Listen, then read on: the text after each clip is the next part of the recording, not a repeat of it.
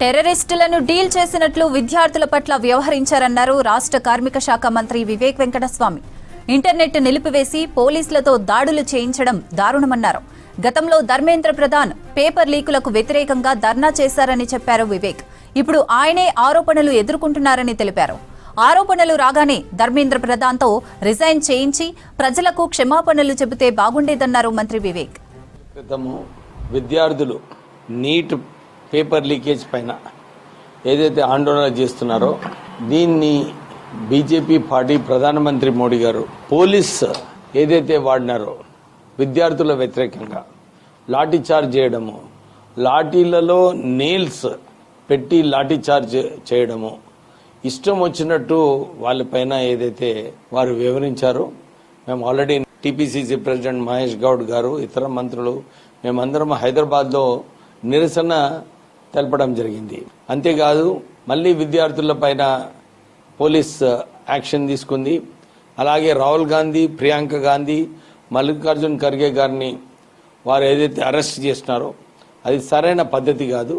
ప్రజాస్వామ్యం కోసము వారు ప్రభుత్వము ఇన్ని రోజుల నుంచి ఎడ్యుకేషన్ మినిస్టర్ రాజీనామా చేయాలని ఏదైతే నిరసన తెలిపినారో దాని వ్యతిరేకంగా వారిని అరెస్ట్ చేయడము.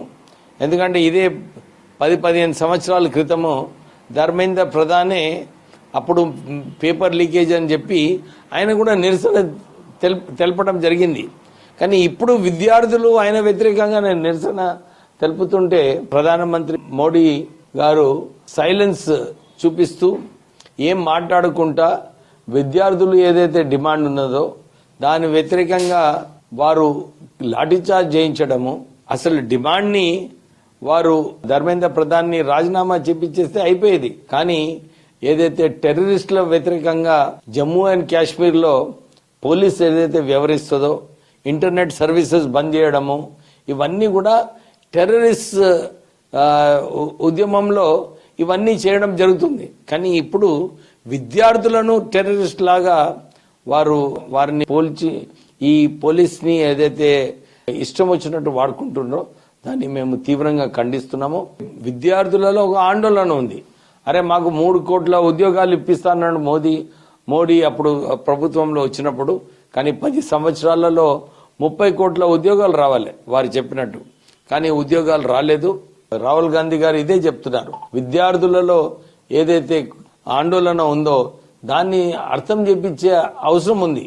అర్థం చేపించే బదులు వారిపైన పోలీసుని ఇష్టం వచ్చినట్టు వాడుకోవడం పద్ధతి కాదని చెప్పి ఈ రోజు కూడా మళ్ళీ రాహుల్ గాంధీ గారు, ఎంపీస్, మల్లికార్జున్ ఖర్గే గారు వాళ్ళందరూ కూడా గాంధీ స్టాచ్యూ దగ్గర వెళ్లి వారి నిరసన తెలపడం జరిగింది.